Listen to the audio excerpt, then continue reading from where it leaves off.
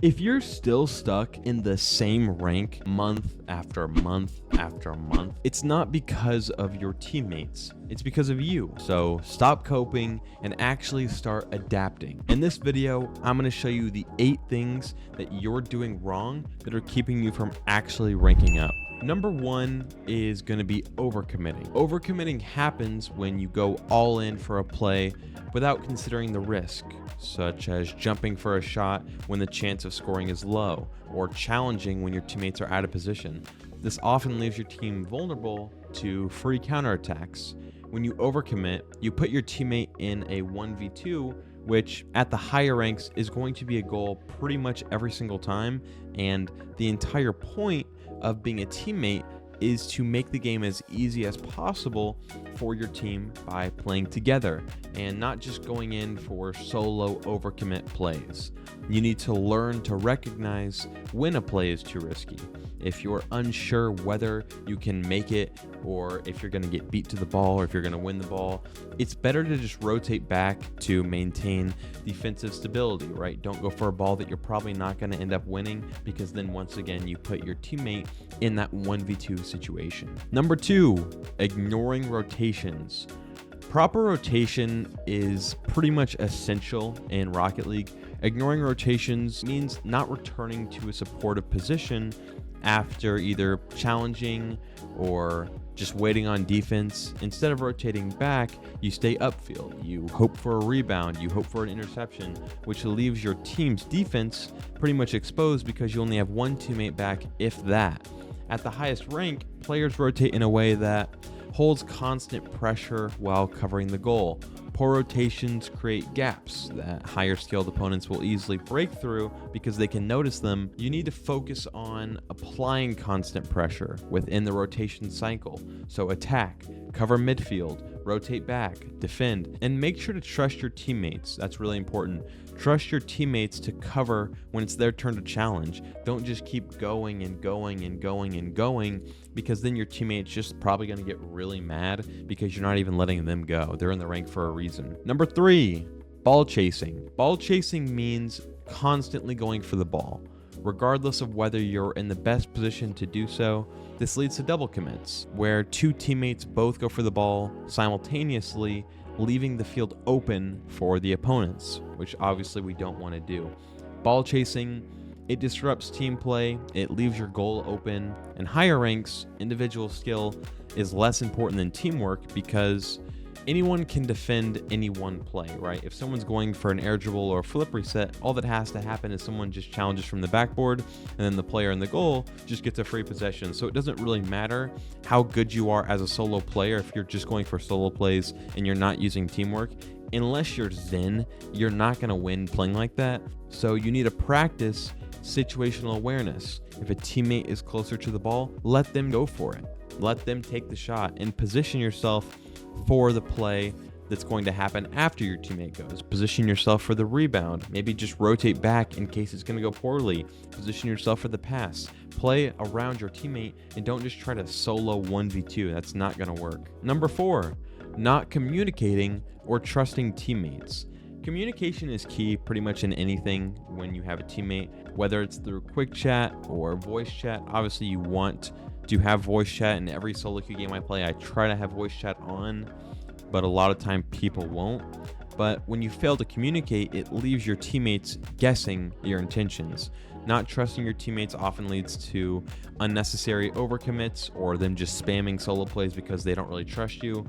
At higher ranks, synergy and trust between your teammates is probably the most important thing to have. Without communication or trust, your team really becomes out of sync because it's hard to know who should go for the ball, who's going to rotate, who's going to challenge, who's going to go first on defense. There's so many things you don't know when you don't communicate. So if you can, try to have voice chat, but at the very least, make sure you're using your quick chats. They're there for a reason, and it prevents, obvious mistakes. Number 5, wasting boost. Boost management is super important in Rocket League.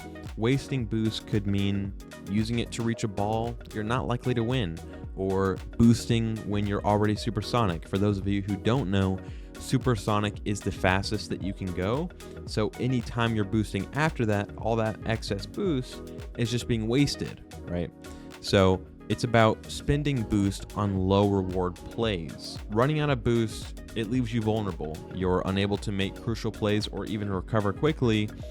One of the biggest differences between high-ranked players and low-ranked players is that high-ranked players have an insanely good recognition of their boost and how much boost they need to reach certain plays in the air or how much they'll need for this challenge, whereas lower-ranked players often aren't aware of how efficient they can be on lower boost. So they end up either A, leaving the play and then trying to get more boost, then coming back and having the same boost they had originally, or they just end up using all the boost trying to get to the play when they really can't reach it, and they end up in a position where they're completely out of boost by the time they are even trying to get to the play, and their play's over and it's just a downward spiral. So I'd really recommend just practicing, right? Practice being mindful of your boost usage. Only use boost when it's necessary to make a play or position yourself effectively. It's also really important that you pick up small boost pads as you rotate back, or maybe if you're rotating on offense as well.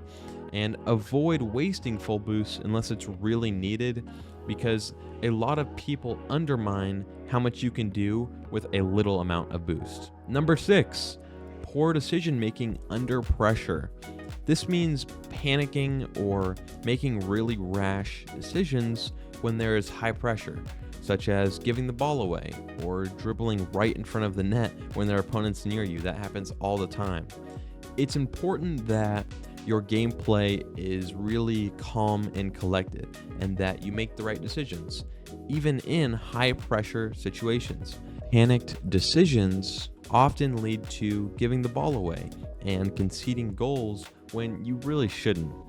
You need to practice staying calm in really tight situations, assess your options, and choose the safest play. It's important to realize that possession is the most important thing in these situations, so you want to try and keep possession in 99% of these situations.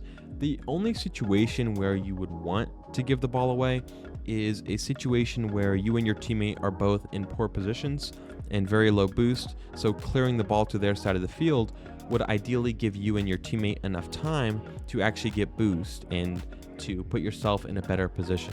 Number 7, overcomplicating mechanics. This is the most common one out of this entire list, by the way, but overcomplicating mechanics refers to attempting flashy or overly difficult plays when simpler ones would work just as well. This might include going for a triple flip reset, or going for like a MacTuff reset, or going for a really difficult reverse ceiling shot when a simple aerial or just a flick would do the exact same thing, and it would be more likely to actually get a goal out of that situation. While advanced mechanics are really important, you'll see pros do them all the time, doing really difficult mechanics is only making it harder on yourself to score. Better players know when to use them and when to keep it simple. You'll see really high ranked players as well often just stick to your average flick, low 50, pass, things like that. And overcomplicating plays can lead to easy goals not being taken advantage of. You really need to learn to walk before you run. You'll see players trying to do really fancy mechanics before they can even walk in Rocket League. They don't even know the basics.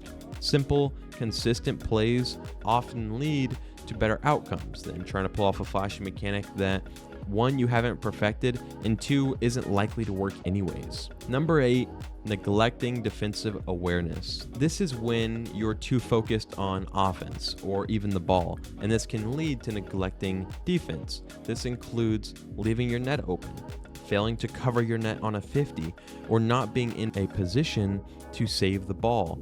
It's really important that you have a good mix of offense and defense, and you don't just only play offense. And being out of position on defense is a common reason players fail to reach higher ranks, is because they're not playing both sides. It's offense and defense.